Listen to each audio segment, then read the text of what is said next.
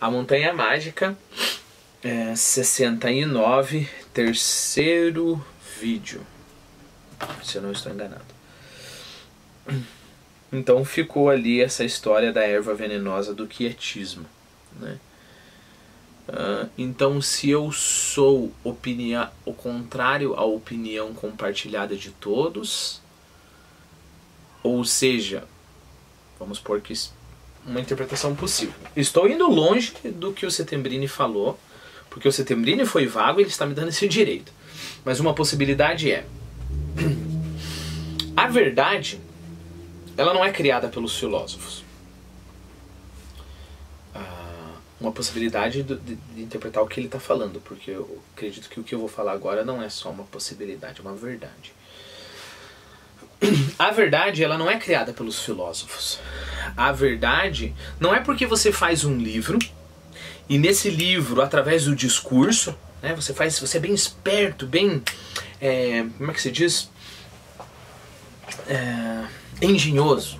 Você é bem engenhoso no teu discurso e você consegue provar por A mais B que não é preciso que você se preocupe com os outros e que você pode colocar você no centro do universo por mais que isso machuque os outros, e você faz todo um discurso maravilhoso, lança um livro, 750 páginas, filosofia profunda. Não é porque você fez um joguinho de palavras, não é porque você brincou ali com a linguagem, não é porque você achou os paradoxos da própria linguagem que você não está no mundo real, né? Você está sendo paradoxal. Vou voltar. Você está usando uma proposição ou opinião contrária à comum. Não entenda comum aqui como povão, entenda comum aquilo que é comum a todos nós. Todos nós, sem exceção de ninguém, vivemos na mesma verdade, ok? Como que eu sei disso? Se eu pegar esse telefone aqui e jogar com toda a força na tua cabeça, vai acontecer mais ou menos a mesma coisa que vai acontecer se eu jogar na cabeça do João, da Maria, e etc, etc, etc, né? Então nós vivemos no mesmo universo. Então, ser paradoxal é esquecer que há... Eu estou tentando ligar com a definição aqui, ó. Que há o quê? Princípios básicos e gerais que costumam orientar o pensamento humano. Ok? Ser paradoxal é negar a opinião consabida. Um outro jeito de falar comum. Ok? Consabida. Sabida junto, né? É negar a crença ordinária, a crença normal, a crença regular e compartilhada pela maioria. Então talvez o Settembrini esteja falando aqui que uma vez que você não se deixa ver essa verdade que é comum a todas, que é consabida, você consegue ser indiferente, né? Por quê? Porque você não tá vendo o que as outras pessoas estão vendo. Você até tá vendo, mas você tá conseguindo fechar os olhos, né? E aí seria a atitude paradoxal. Okay? Já a irisação do espírito apodrecido, vamos lá. A irisação do espírito apodrecido. O que eu faria? Eu usaria o paradoxo, o conceito de paradoxo como ferramenta para justificar o meu espírito podre? Será que é isso que está... Eu não me responsabilizo por nenhuma das opiniões que eu estou dando aqui, tá bom?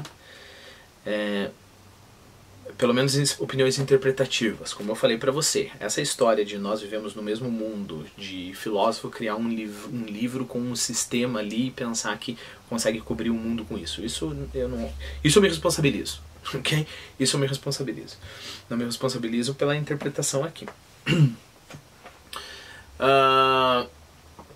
Pode ser, né, que se eu tenho um espírito apodrecido, e eu olhando para o mundo consigo mostrar que o mundo é paradoxal, eu possa dizer que a minha mentira, que a minha feiura é beleza, que a minha mentira é verdade, que a minha podridão é um arco-íris. Novamente, eu olho para o mundo, estou caminhando, né? Estou caminhando e de repente vejo um moleque passando fome.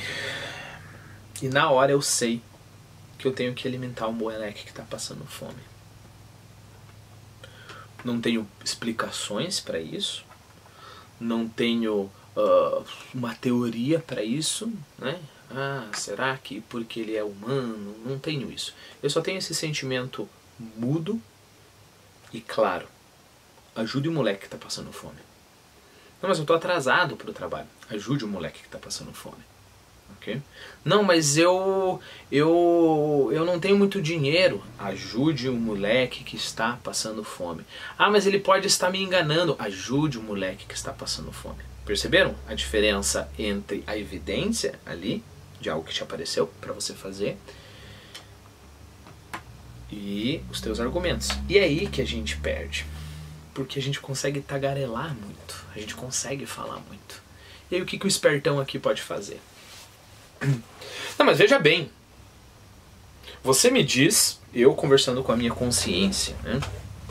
Você me diz que é para eu ajudar o moleque que está passando fome. No entanto, olha que sem sentido, eu ajudo um moleque que está passando fome agora. Esse moleque, ele vai ser alimentado, mas tem os outros moleques nas outras ruas que não estão alimentados. O que você está querendo me dizer então, consciência? Você está querendo dizer que eu tenho que alimentar os outros moleques também? Qual é a diferença entre alimentar esse moleque e o moleque que está na África? E quanto aos moleques que morrem de fome? E no final das contas, não é contraditório que a gente vai ajudar, mas no final das contas todo mundo vai morrer? E aí eu começo a tagarelar, tagarelar, tagarelar, tagarelar. Então eu uso o paradoxo como ferramenta para lutar contra essa voz. E a voz da consciência é uma voz extremamente interessante, porque ela é uma voz quieta, né? A partir do momento que você começa a tagarelar, e é isso que nós fazemos, como fazemos teorias, não estou dizendo que a teoria é ruim, ok? Eu estou dizendo que a teoria, ela tem poder, teoria moral, teoria filosófica, ela tem poder de encobrir a realidade. Isso é perigoso. A teoria pode fazer o contrário, é tentar escutar a realidade. Isso é bom. Só que a voz da verdade, vamos colocar assim, ela tem uma característica extremamente interessante. Ela não grita. Ela não fica entrando em debate mesquinho.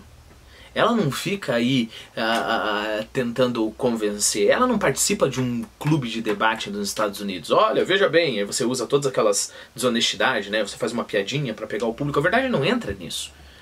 A verdade simplesmente se afasta e fala, olha, eu falei que o certo é você alimentar o moleque. E você, é claro, com todas... Eu, né? Não parece que eu estou te acusando.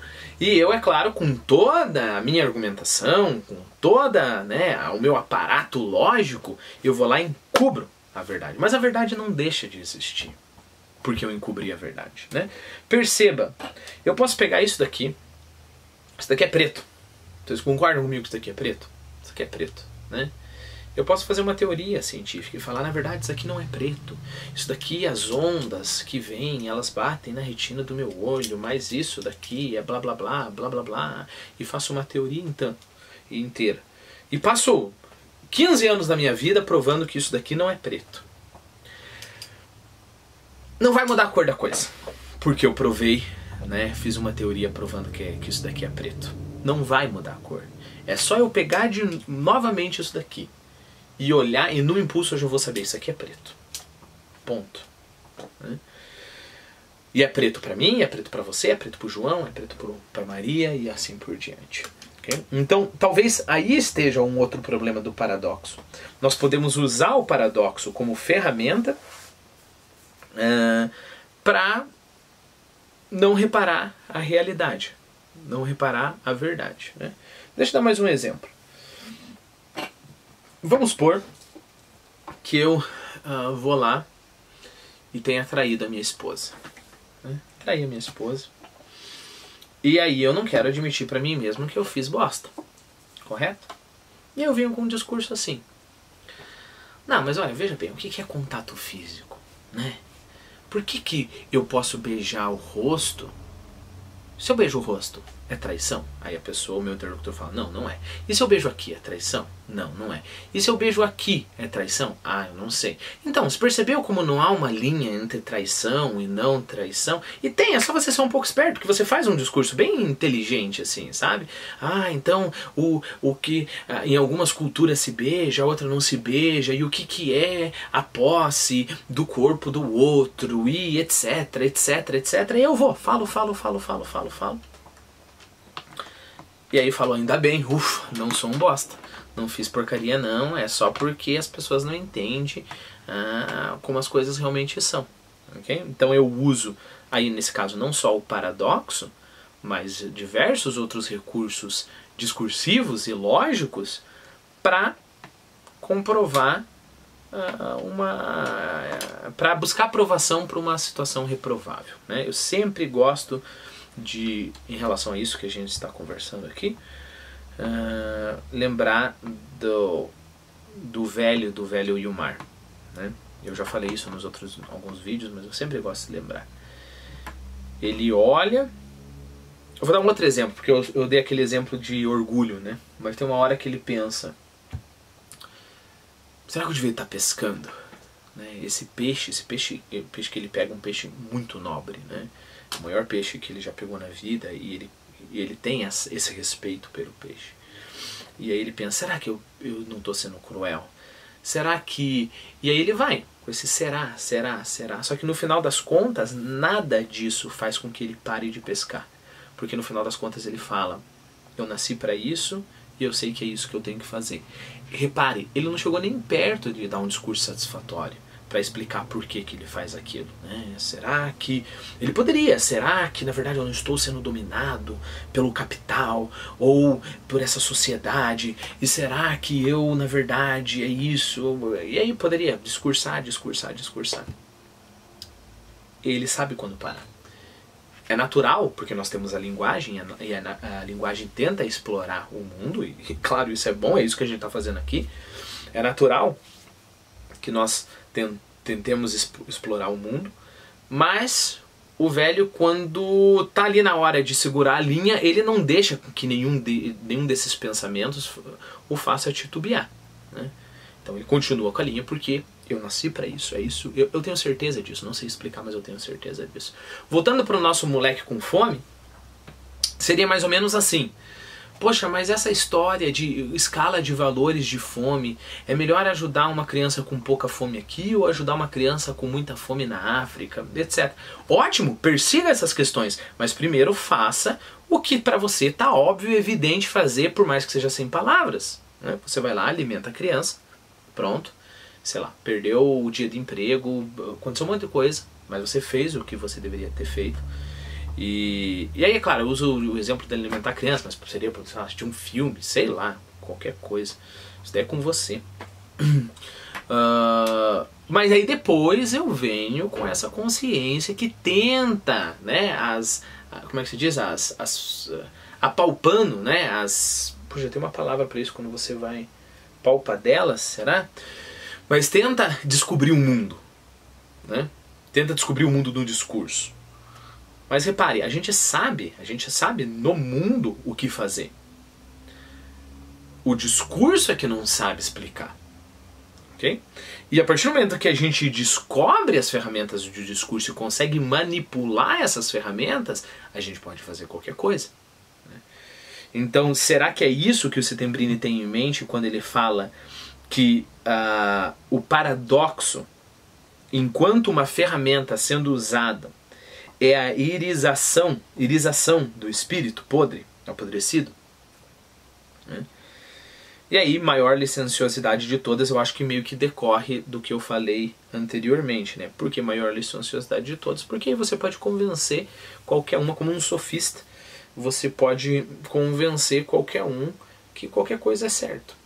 E pior ainda, você se convencer que qualquer coisa que você está com vontade de fazer, por mais que seja um impulso animal, né, um impulso baixo, um impulso vil, você tem as ferramentas. Então você vai lá e convence e faz tranquilamente.